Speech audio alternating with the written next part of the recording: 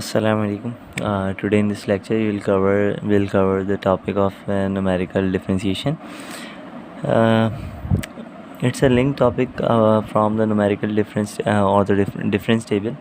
Basically होता क्या है कि अगर हमारे पास इक्वली स्पेस डाटा हो तो हम या तो फॉरवर्ड डिफरेंशिएशन करते हैं, यानी हमारे पास जो है वो फॉरवर्ड डिफरेंस टेबल एक जो कि आपने देखा था, इसी से या फिर बैकवर्ड डिफरेंशिएशन करते हैं। कब करते हैं या कब हमें इसकी ज़रूरत पड़ती है, ये एक अलग सिनेरियो है, एक अलग क्वेश्चन है जो कि मैं बाद में बताऊंगा आप लोगों को। इसी तरीके से या तो आप सेंट्रल डिफरेंशिएशन या सेंट्रल डिफरेंस टेबल के थ्रू आप वर्किंग करते हैं।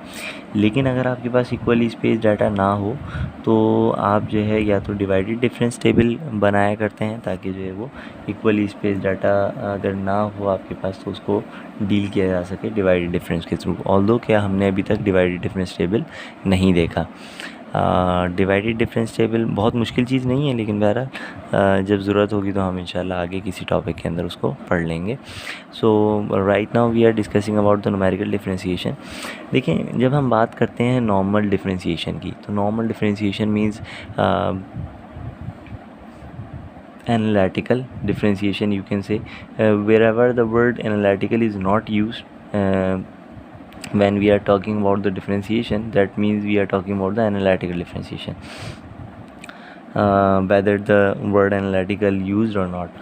So if I am saying the function, if you have a function of sine x plus x minus 1, so this is basically a continuous function that we are discussing about.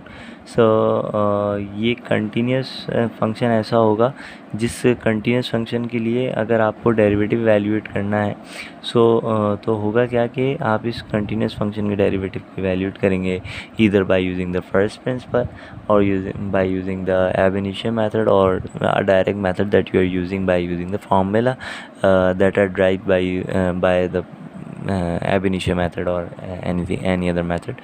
So what we are talking about ke you have to take the derivative of this function, then you can directly state that derivative of this function will be cos x plus 1. ठीक है। सो इसमें तो direct आपके पास answer आ गया, the continuous. If you have a continuous function the answer is also a continuous. If you have but in a numerical differentiation, if the function is not continuous or the function is not defined in a continuous data point, if we say that function is defined by some discrete data points, जो कि हम अब तक discuss करते हुए हैं कि अगर आपके पास फंक्शन जो है वो डिस्क्रीट डाटा पॉइंट्स के ऊपर डिफ़ाइन किया जा रहा हो, तो बेसिकली होगा क्या कि उन डिस्क्रीट डाटा पॉइंट्स के रिस्पेक्ट से हम चाहेंगे कि पहले तो आपके पास कोई एक फंक्शन आ जाए, कोई पॉलिनोमियल आ जाए जो कि उसके ऊपर बेस्ट फिट हो, यानी जिस भी डिग्री तक जितने भी जो है उसके अंदर एरर कम हो सकता हो, वो उतना एरर जो है वो कम करते हुए आप उस फंक्शन को फिट कर लें, और फिर उसके बाद जो है उसका डेरिवेटिव वो हम इवैल्यूएट कर लें। तो इसके लिए जो टेक्निक यूज़ की जाती है, यानी अगर हम बात करें तो बेस्ट फिट के लिए आपके पास फॉरवर्ड एंड बैकवर्ड जो मोस्ट कॉमन टेक्निक है फॉर बोथ द मेथड, वो है बाय यूजिंग न्यूटन्स फॉरवर्ड और बैकवर्ड। फॉरवर्ड के लिए फॉरवर्ड हो जाएगा और बैकवर्ड के लिए जो है वो आपके पास बैकवर्ड हो जाएगा इंटरपोलेटिंग पॉलिनोमियल।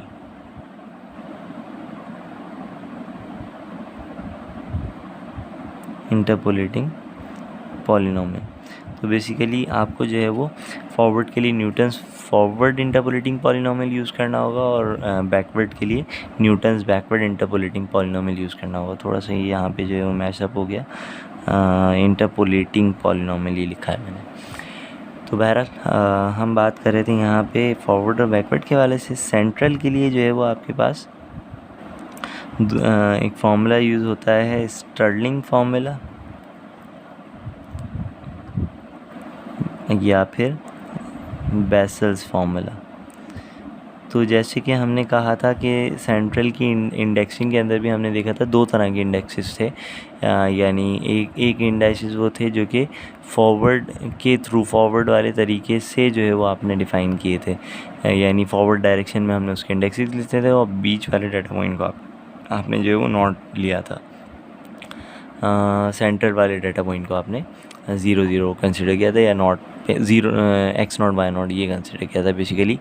तो होगा क्या कि उसमें आपको जो है वो सेंटर ये बेसल फार्मूला या स्टर्लिंग फार्मूला यूज़ करना होगा। अगर आप जो है वो नॉर्मल जो हमने दूसरा फार्मूला देखा था जो डेल के रिस्पेक्ट से हमने इंडाइसिस उसके लिखे थे, उसके लिए डिफरेंट फिर फार्मूला जो है वो यूज़ किया जाता है।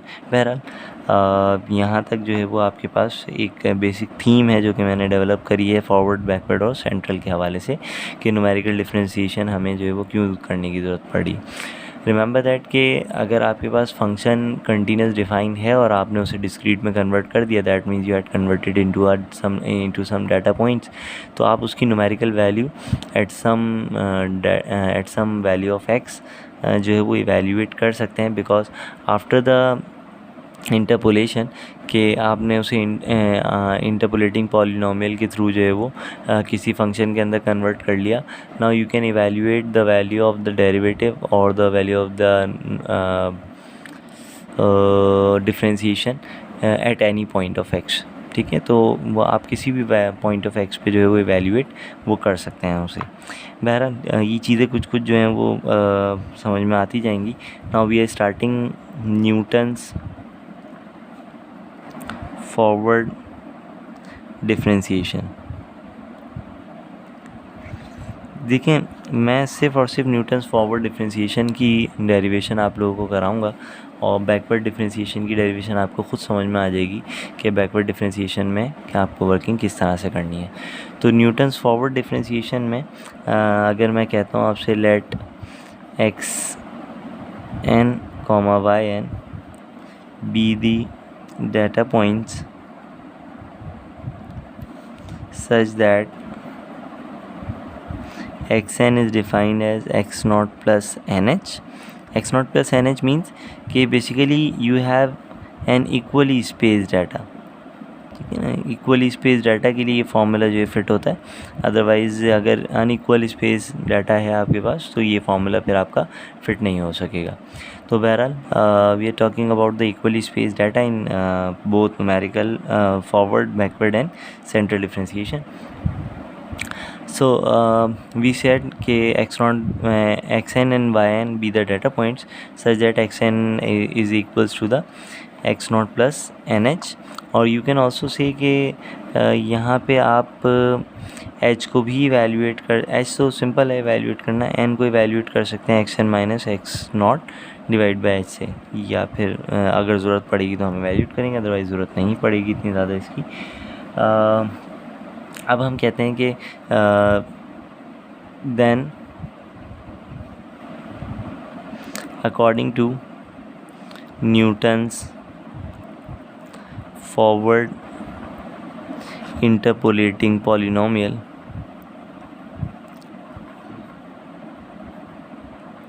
न्यूटन्स फॉरवर्ड इंटरपोलेटिंग पॉलिनोमियल के मुताबिक बेसिकली y ऑफ x यानी general function of x can be approximated as y0 plus p into del y0 plus p into p minus 1 divide by 2 factorial into del square y0 plus p into p minus 1 into p minus 2 divide by 3 factorial into del cube y0 plus may be कि आपको लगे कि मैं बहुत ज़्यादा इसको लेंदी करके लिख रहा हूँ, लेकिन बहरहाल हमारी ज़रूरत है इस वक्त कि हम इसे पूरा इसी स्टाइल के अंदर लिखते रहें। ये अब टिल p माइनस 3 होगा divide by 4 factorial into del 4y0 plus p into p minus 1 अब टिल p माइनस 4 हो जाएगा divide by 5 factorial into del 5y0 plus अब टिल सो ऑन। तो यहाँ तक एटलीस्ट फिफ्थ ऑर्डर डिफरेंस तक जो है वो मैंने आपका ये इंटरपोलेटिंग पॉलिनोमियल लिखा है। रिमेंबर दैट कि जितना ज़्यादा हम जो है वो इस इंटरपोलेटिंग पॉलिनोमियल को जो है वो एक्सपेंड करेंगे उतना ही आपका डाटा जो है वो सिक्योर होता जाएगा, या आपके डाटा की जो एरर है वो कम से कम होता जाएगा, रिड्यूस होता जाएगा। अच्छा, यहाँ पे p क्या है, where P is basically defined as the interpolating polynomial interpolating variable, यानी P जो है वो एक interpolating variable है, यानी आपने फंक्शन ऑफ x को या y को आपने बेसिकली ट्रांसफॉर्म कर दिया अपने एक दूसरे interpolating variable के अंदर, दैट इज़ P। ट्रांसफॉर्म करने का फ़ायदा क्या है या क्या चीज़ है, ये हम जो है वो इंटरपोलेशन के अंदर समझेंगे। लेकिन बहरहाल ये इंटरपोलेटिंग पॉलिनोमियल कुछ इस तरह से है कि P is define as x minus x not divided by h। h जो है वो आपके पास स्टेप साइज़ है, यानी h जो है वो स्टेप साइज डिफाइन हो रहा है। x naught is the initial value of x and x is basically the value of x at which you want evaluate the numerical differentiation of our differentiation, और you can say this is the value of x where you want calculate the value of the derivative. ठीक है, d y by d x at some value होता है ना, जैसे इस तरह हुआ करता था कि find the value of d y by d x at x equal to 3.5। तो basically this value of x is in general a numerical value at which you will have to evaluate the value of the derivative। Simple यहाँ पर अब करना क्या है हमें, क्योंकि differentiation यहाँ पर कुछ ना कुछ अप्लाई होगी, कुछ हमारी वर्किंग रहेगी, तो उस रिस्पेक्ट से मैं आपसे कहूँगा कि आप p into p minus one ये जो कुछ भी है ये आप इवैल्यूएट कर लें। मैंने पहले से इवैल्यूएट करके अपने पास रखा हुआ है, लेकिन आपको जो है वो ख़ुद से ये मल्टीप्लिकेशन करके थोड़ी सी प्रैक्टिस कर लेनी चाहिए, ताकि अगर एग्ज़ाम के अंदर मैं कोई डाटा इस तरह देता हूँ।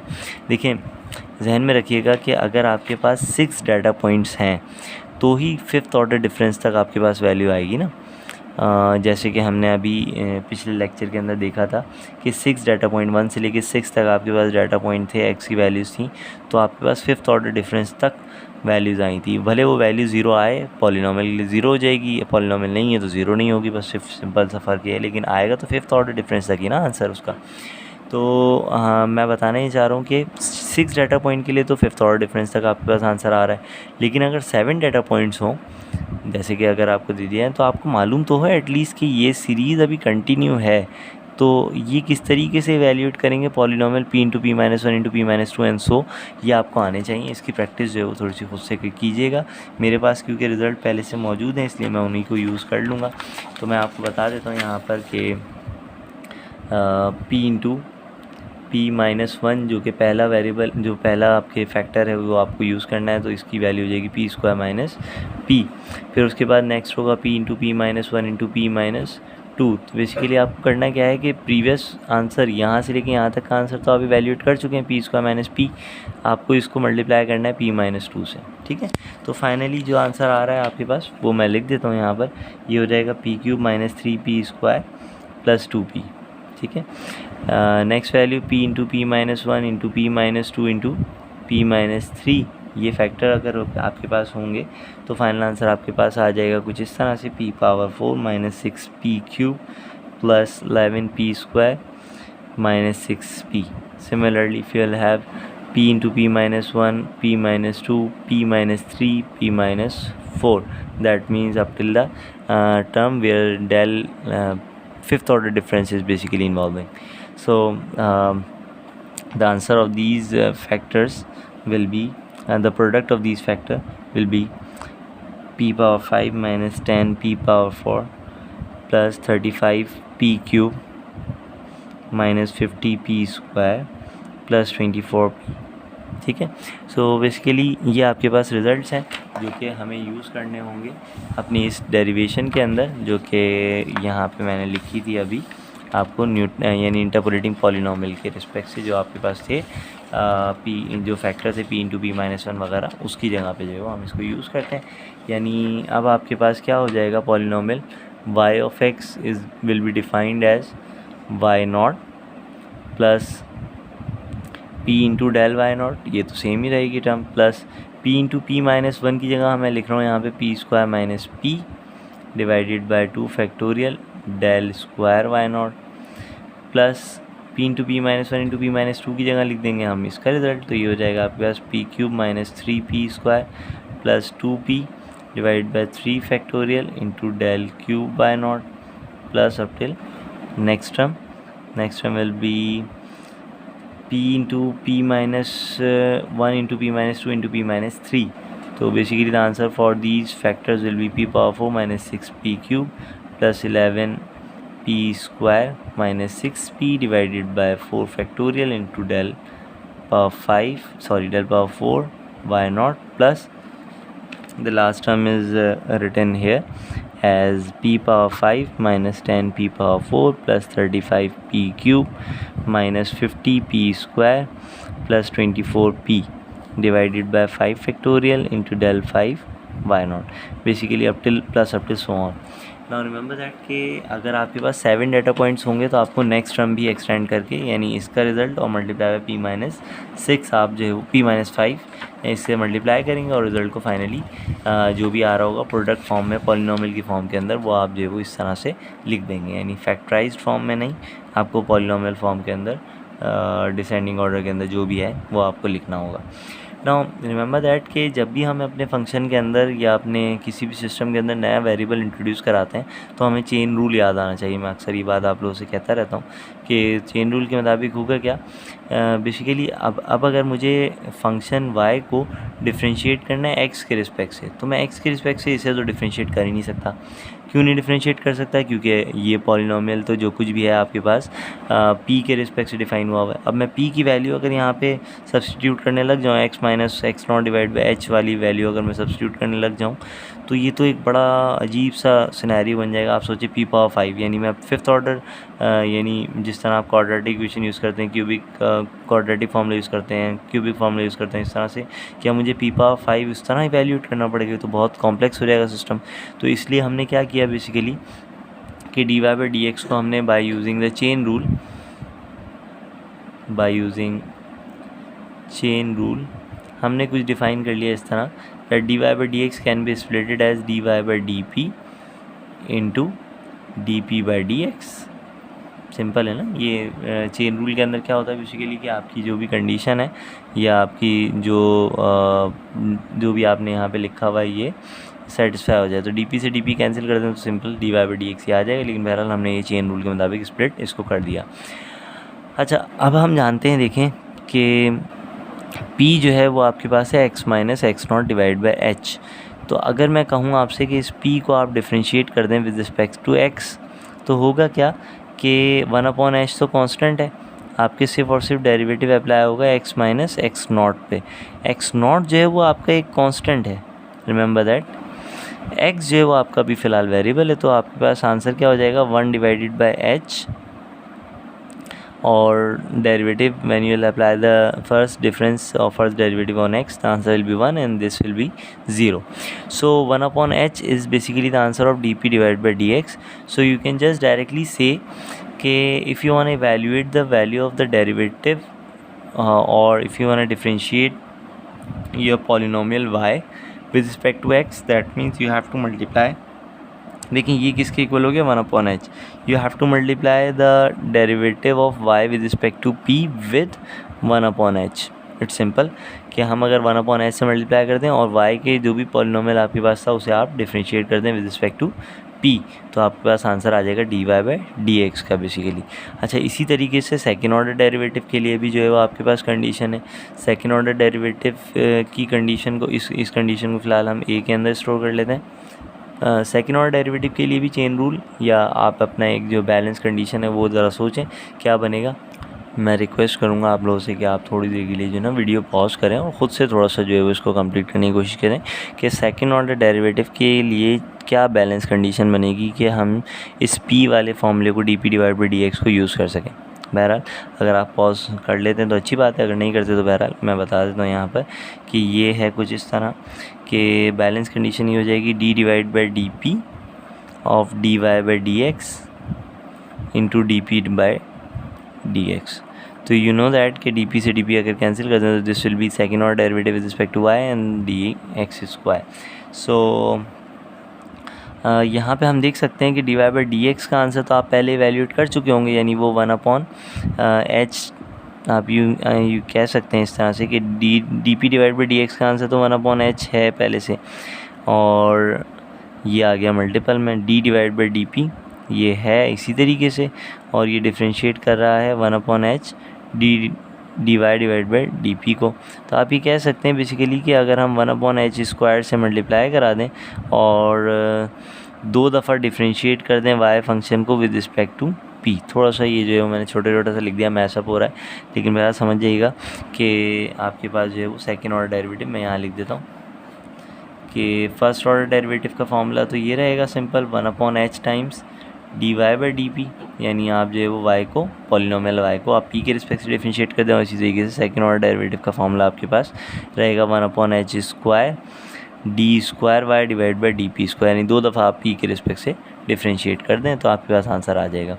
इसी तरीके से थर्ड ऑर्डर डेरिवेटिव के लिए भी हो जाएगा, फोर्थ ऑर्डर डेरिवेटिव के लिए भी हो जाएगा एंड सो ऑन। ठीक है, तो बेसिकली ये आपके पास एक थीम है। हमें करना क्या है अब फ़िलहाल, ये आपके पास इक्वेशन है, we can say this equation is let's suppose equation number 1। We have to differentiate equation number 1 with respect to p and multiplied by 1/h। तो अगर मैं 1/h से मल्टीप्लाई कराऊँ और फिर उसके बाद फाइनल आंसर इसका इवैल्यूएट करूँ तो आपके पास आ जाएगा इसका dy बाई डी एक्स का आंसर। तो आपने देखा कि हमें करना क्या है कि dy बाई डी एक्स अगर इवैल्यूएट करना है तो 1/h times dy by d P कर देंगे। दैट मीन्स कि आप अपनी फर्स्ट इक्वेशन नंबर 1 को डिफ्रेंशिएट कर दें विद रिस्पेक्ट टू p, तो और 1/h से मल्टीप्लाई कर दें तो फाइनल आंसर आ जाएगा dy बाई डी एक्स का। तो हम जो है वो इसको लिख सकते हैं इस तरह से कि dy by d x will be equal to 1/h times, मैं सिर्फ p के रिस्पेक्ट से डिफरेंशिएट कर रहा हूँ। तो देखिए थोड़ा सा मैं इस इक्वेशन को यहाँ पर रख रहा हूँ अपने सामने। जब आप y नॉट क्योंकि कांस्टेंट वैल्यू है ना, डाटा पॉइंट का जो है कॉरस्पॉन्डिंग वैल्यू ऑफ x0 है ये, तो इसको डिफरेंशिएट करेंगे p के रिस्पेक्ट से तो रिज़ल्ट तो 0 आएगा। और जब आप इससे डिफरेंशिएट करेंगे p के रिस्पेक्ट से तो डेल y नॉट तो कांस्टेंट है, p का डेरिवेटिव जो है 1 हो जाएगा। तो बेसिकली स्टार्ट होगा ये डेल y नॉट से प्लस, अब देखें ये मैंने मल्टीप्लाई क्यों कराया था, इसीलिए कि अब आसानी हो जाए, del square y not divide by 2 factorial, ये तो तीनों कांस्टेंट, ये दोनों चीज़ें जो है तो कांस्टेंट है, तो आप लिख सकते हैं del square y not divide by 2 factorial, तो ऐसे ही आ गया। अब पी स्क्वायर माइनस पी को डिफ्रेंशिएट करना है, तो अगर आपको मैं मल्टीप्लाई करा के रिजल्ट यहाँ नहीं लिखता तो यू इंटू वी यूज़ करना पड़ जाता, तो बहरहाल ये हो जाएगा 2p माइनस 1। सिमिलरली यहाँ पे ये हो जाएगा del cube y not divide by 3 factorial, ये तो ऐसे ही रहेगा। और इसे जब आप डिफ्रेंशिएट करेंगे तो ये हो जाएगा 3p square minus 6p plus 2। ठीक है, प्लस अब क्या हो जाएगा नेक्स्ट टर्म के अंदर कि डेल पावर 4 डिवाइड यानी fourth order difference of y with respect to x and divide by 4 factorial, ये तो आपके पास कांस्टेंट हो गया। अब इसे डिफरेंशिएट करना है, इसे डिफरेंशिएट करेंगे तो आंसर आ जाएगा 4p cube minus 18p square plus 22p minus 6। ठीक है, ये कुछ आपके पास आंसर आ गया यहाँ। इसी तरीके से नेक्स्ट टर्म का आंसर क्या होगा, नेक्स्ट टर्म का आंसर हो जाएगा del power 5 y not divide by 5 factorial, और इसे डिफरेंशिएट कर देंगे तो अभी हो जाएगा 5p power 4 minus 40p cube plus 105p square minus 100p plus 24 divided by कोई नथिंग इज़ डिवाइड बाय 1 लिख दिया इसलिए मैंने, plus up till so on, क्योंकि डिवाइड बाय 5 फैक्टोरियल था वो मैं पहले लिख चुका था। तो ये आपके पास कुछ फॉर्मूला बना है बेसिकली फर्स्ट ऑर्डर डिफरेंस का, फर्स्ट ऑर्डर डेरिवेटिव का, अगर आप सिर्फ और सिर्फ फॉरवर्ड डिफरेंशिएशन कर रहे हैं तो। अच्छा, जहन में रखिएगा कि ये फार्मूला तो बेसिकली गिवन होते हैं न्यूमेरिकल के अंदर, तो आपको इतनी ज़्यादा टेंशन होनी ही चाहिए, सिवाय इस बात के कि अगर 6 डाटा पॉइंट हैं तो आपको ये फार्मूला बहरहाल गिवन होगा, लेकिन अगर 7 डाटा पॉइंट हो तो आपको एक खाली आखिरी वैल्यू किस तरीके से इवैल्यूएट करनी ये पता होना चाहिए, तो आप 7th वैल्यू उसको वो इवैल्यूएट कर सकें। अच्छा, सेकेंड ऑर्डर डेरिवेटिव के लिए क्या होगा कि सेकेंड ऑर्डर डेरिवेटिव के लिए हम जानते हैं कि हमें सिर्फ और सिर्फ 1/h² से मल्टीप्लाई कराना है, और जो रिज़ल्ट आपके पास आया था dy बाई डी पी का, उसे अगेन डिफ्रेंशिएट कर दें आप p के रिस्पेक्ट से। ठीक है ना, यही काम करना है हमें, यानी ये रिज़ल्ट है dy बाई डी पी का। ठीक है ना। 1/h तो अपनी जगह है, dy/dp का रिजल्ट ये इस ब्रैकेट के अंदर, स्क्वायर ब्रैकेट में हमें इसको एक और दफ़ा डिफरेंशिएट कर देना है p के रिस्पेक्ट, तो आपके पास रिजल्ट आ जाएगा फाइनल इसका सेकेंड ऑर्डर डेरिवेटिव का। तो 1/h स्क्वायर तो ऐसे ही हो गया। नाउ डेल वाई नॉट को अगर आप डिफरेंशिएट करेंगे तो आंसर 0 होगा। इसे डिफरेंशिएट करेंगे तो सिंपल 2 बचेगा यहाँ पे ना, p के रिस्पेक्ट से डिफरेंशिएट करें 2 बच रहा है, तो 2 से ये 2 फैक्टोरियल, ये तो दोनों कैंसिल हो जाएंगे और आपके पास डेल स्क्वायर वाई नॉट यहाँ से स्टार्ट होगी टर्म, प्लस जब आप यहाँ डिफरेंशिएट करेंगे तो ये होगा 6p - 6, तो आप 6 कॉमन ले सकते हैं, ठीक है। तो आपके पास बच जाएगा p - 1, ठीक है।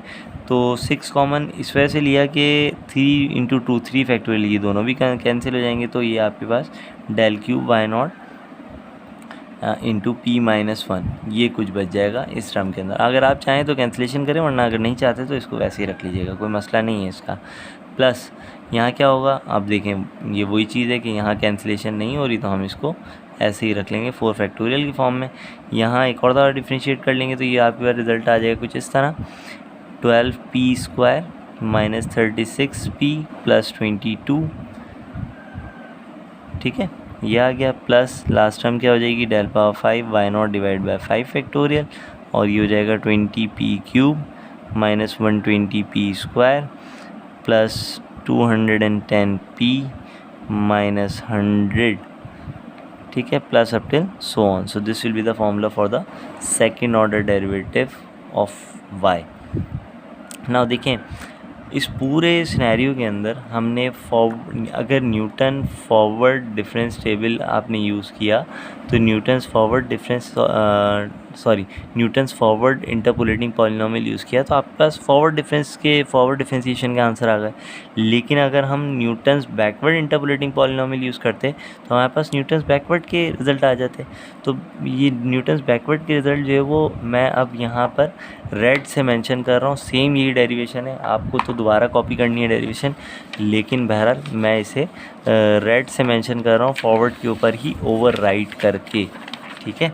तो आप लोगों को तो ओवरराइट नहीं करना, आपको जो है वो डेरिवेशन दोबारा से नोट करनी होगी कि देखें फॉरवर्ड की जगह आप क्या हो जाएगा, फॉरवर्ड की जगह जो है वो मैं ओवरराइट कर रहा हूँ कि अगर आप बैकवर्ड डिफरेंशिएशन कर रहे हैं तो सेम ये चीज़, ये सिनेरियो तो ऐसे ही रहेगा, x and y and v the data points, then according to the Newton's यहाँ फॉरवर्ड की जगह क्या लिख देंगे आप, बैकवर्ड लिख देंगे इंटरपोलेटिंग पॉलिनोमियल। अच्छा आप ज़रा गौर करें कि जब आपने फॉरवर्ड डिफरेंशिएशन करी है तो फॉरवर्ड डिफरेंशिएशन में अल्टरनेट साइन आपके पास आए हैं, यानी प्लस माइनस, अगर इसमें देखें तो प्लस माइनस प्लस, इसमें देखें तो plus minus plus minus plus minus plus minus plus, ठीक है ना। अल्टरनेट साइन जो है आपके पास आ रहे हैं हमेशा।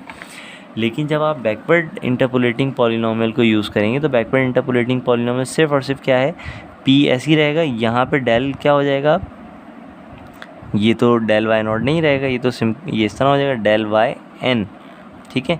और p × p - 1 की जगह p × p + 1 हो जाएगा। यहाँ पर क्या हो जाएगा, यहाँ p × p - 1 की जगह p × p + 1 p + 2। हाँ यहाँ क्या होगा, अब second order backward difference use होगा, तो सेकेंड ऑर्डर बैकवर्ड डिफरेंस जो है ये होता है।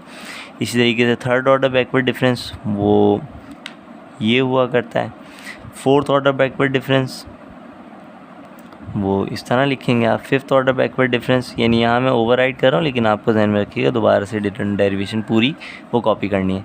तो यहाँ पे बस simple plus plus plus plus सब जगह प्लस आ जाएंगे। सोचें कि जब यहाँ सब जगह प्लस है तो इसका मतलब जो है वो आपके पास, अच्छा यहाँ एक चीज़ और होगी कि p जो है वो आपका डिफाइन होगा x0 से नहीं, अब x - xn divided by h, यानी last value of x basically वो आप सब्ट्रैक्ट करा देंगे और उससे जो है आपके पास p आ जाएगा। अच्छा हम बात कर रहे थे कि जब आपके पास पूरे फार्मूला में कहीं पे भी माइनस तो है ही नहीं, तो इसका मतलब फ़ाइनल फार्मूले में क्या होगा, फाइनल फार्मूले में पूरी डेरिवेशन वैसी चलेगी, सिर्फ और सिर्फ माइनस की जगह क्या हो जाएगा, सब जगह पे प्लस हो जाएगा। जब प्लस हो जाएगा तो फाइनल आंसर के अंदर भी माइनस तो आना नहीं है, तो फाइनल आंसर सिर्फ और सिर्फ यहाँ क्या होगा कि अगर बैकवर्ड होता तो ये डेल वाई नॉट की जगह आपके पास बैकवर्ड डिफरेंस हो जाता और इसकी जगह प्लस आ जाता, ठीक है। इसकी जगह backward second order backward difference हो जाता, इसकी जगह थर्ड ऑर्डर बैकवर्ड डिफरेंस हो जाता और सब जगह पे प्लस आ जाता, यानी यहाँ यहाँ यहाँ इन सब जगह पे प्लस आ जाता और बैकवर्ड डिफरेंस जो है वो बैकवर्ड डिफरेंस यूज़ होता सब जगह पे, यानी यहाँ पर भी यहाँ पर भी यहाँ पर भी और यहाँ पर भी, इसी तरीके से यहाँ पर और यहाँ पर बैकवर्ड डिफरेंस यूज़ होगा। ये फॉरवर्ड के लिए था, आप लोग ओवरराइड करके इसको बैकवर्ड डिफरेंस के अंदर वो कन्वर्ट कर लीजिएगा। तो बैकवर्ड डिफरेंशिएशन के लिए फॉर्मूला मैं आप सिंपल रेड से डायरेक्ट लिख रहा हूँ। बैकवर्ड डिफरेंशिएशन, तो इसके लिए फॉर्मूला dy/dx का हो जाएगा simple 1/h del yn। Backward difference है इसलिए ये लिखना है first order difference backward difference plus second order backward difference divided by 2 factorial into ये हो जाएगा 2p + 1, यानी फॉरवर्ड के अंदर -1 था, यहाँ प्लस हो जाएगा, प्लस ये हो जाएगा third order backward difference of y divide by 3 factorial, और ये हो जाएगा 3p² + 6p + 2, ठीक है। प्लस नेक्स्ट हो जाएगा fourth order backward difference of y divide by 4 factorial into 4p³ + 18p² + 22p + 6 plus up till so on, ठीक है। ये लिख लीजिएगा कंप्लीट करके, और सेकंड ऑर्डर डेरिवेटिव का भी फॉर्मूला वो लिख लीजिएगा। So these are the basically derivation of numerical differentiation forward and backward. Central की जो है वो हम डेरिवेशन नहीं करेंगे, सेंट्रल के लिए मैं डायरेक्ट फार्मूला लिख दूंगा, और हम जो है वो जो भी फार्मूला होगा उसको यूज़ करना। आपको बैकवर्ड और बैकवर्ड से और फॉरवर्ड डिफरेंशिएशन से आपको समझ में आ जाएगा कि हम किस तरीके से सेंट्रल में भी काम करेंगे। Now the last thing that you have to note कि हम फॉरवर्ड डिफरेंस टेबल कब यूज़ करते हैं, बैकवर्ड डिफरेंस टेबल कब यूज़ करते हैं, और सेंट्रल डिफरेंस टेबल कब यूज़ करते हैं, या फॉरवर्ड डिफरेंशिएशन हम कब करेंगे, बैकवर्ड डिफरेंशिएशन हम कब करेंगे, और सेंट्रल डिफरेंशिएशन हम कब करेंगे। तो देखें क्वेश्चन बेसिकली यहाँ पे कुछ इस तरह से होगा ना कि आपको जो है वो इवेल्युएट करना है dy/dx at some value of x, ठीक है। यहाँ पे कोई ना कोई वैल्यू होगी, तो मैं यहाँ पे लिख नहीं रहा 1.4 कह रहा हूँ या कुछ भी कह लें, यहाँ पे कोई ना कोई एक वैल्यू होगी। तो आप फ़र्ज़ करें अगर आपका टेबल कुछ इस तरह बना हुआ है कि x की वैल्यूज़ हैं 1 2 3 4 5, ठीक है। तो आप सोचें कि हमने कहा था हम फॉरवर्ड डिफरेंशिएशन में, फॉरवर्ड डिफरेंस टेबल में फॉरवर्ड डायगोनल को यूज़ करेंगे, ठीक है। कोई एक टेबल जो है वो जो हमने रिसेंटली बनाया हो, मैं उसको दिखा देता हूँ आप लोगों को, ताकि आप लोगों को जो है वो समझ में आ सके मैं किस तरह बात कर रहा हूँ। कि ये टेबल ज़रा आप गौर करें कि हमने जो है वो इसके अंदर फॉरवर्ड डायगोनल को यूज़ करा था फॉरवर्ड डिफरेंशिएशन के लिए, बैकवर्ड डायगोनल को यूज़ किया था हमने बैकवर्ड डिफरेंशिएशन के लिए, और सेंट्रल के लिए जो है वो आपने सेंट्रल वैल्यू जो भी होंगी वो यूज़ करेंगे आप।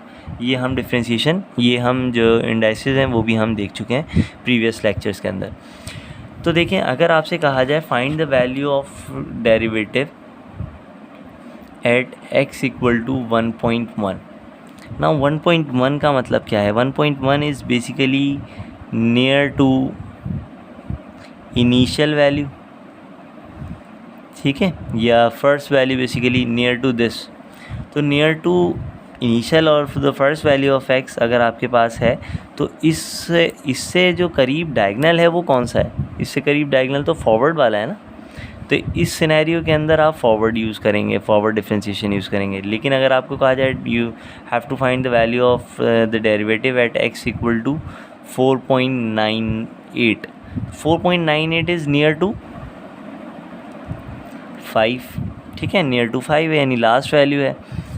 तो अगर लास्ट वैल्यू के करीब है तो लास्ट वैल्यू के करीब जो है वो बैकवर्ड डायगोनल है, तो आप बैकवर्ड डायगोनल यूज़ करेंगे। इसी तरीके से अगर आपको कहा जाए कि 3 के करीब वैल्यू कोई सी हो, 2.9 हो या 3.05 हो या 3.1 हो, 3.2 हो, इस तरह से 3 के करीब कोई वैल्यूज़ हैं जिस पे आपको जो है वो डेरिवेटिव इवैल्यूएट करना है, तो इस सिनेरियो के अंदर सेंट्रल डिफरेंशिएशन हम यूज़ करेंगे। रिमेंबर दैट कि ऐसा नहीं है कि आप 1.1 पे बैकवर्ड और सेंट्रल नहीं अप्लाई कर सकते, ठीक है। हम अप्लाई कर सकते हैं, लेकिन आप समझ सकते हैं कि जब आप 1.1 पे सेंट्रल या बैकवर्ड अप्लाई करेंगे तो उसकी वजह से रिज़ल्ट के अंदर एरर बढ़ जाएगा, क्योंकि आपका वैल्यू जो 1.1 है वो 1 के करीब है और इससे जो है वो फॉरवर्ड डायगनल जो है वो बहुत करीब करीब आएगा, यानी कि 1 वाली वैल्यू से जो है वो करीब करीब फॉरवर्ड डायगनल होगा। तो इसकी वजह से आप अप्लाई तो कर सकते हैं, ठीक है, बैकवर्ड सेंट्रल, लेकिन उसमें एरर जो है वो बहुत ज़्यादा बढ़ जाएगा। ये चीज़ ध्यान में रखिएगा। इसीलिए प्रेफरेबली हम जो है वो क्या करते हैं कि अगर वैल्यू ऑफ एक्स जो है वो नियर है, if the value of x is near to the initial value of the given data point defined by the value of x, so we will use the forward difference table or the forward differentiation. If the value of x at which you will have to evaluate the value of the derivative, where the value of x is near to the last value of the table, so we'll use the backward differentiation. Similarly अगर आपकी value of x जो है वो centre value के करीब है तो आप सेंटर डिफरेंशिएशन यूज़ करेंगे। Thank you so much. इस लेक्चर में थोड़ा सा लेंदी लेक्चर हो गया प्रीवियस लेक्चर्स के मुकाबले में, लेकिन बहरहाल ये चीज़ें आपको जो है वो समझ में आनी चाहिए डेरिवेशन के रिस्पेक्ट से, ताकि हम जो है वो कंटिन्यू कर सकें अगले लेक्चर्स के अंदर अपनी बात को। तो नेक्स्ट लेक्चर के अंदर जो है वो इंशाल्लाह हम न्यूमेरिकल डिफरेंशिएशन किस तरह अप्लाई होगा वो देखेंगे। Thank you so much. अल्लाह हाफ़िज़।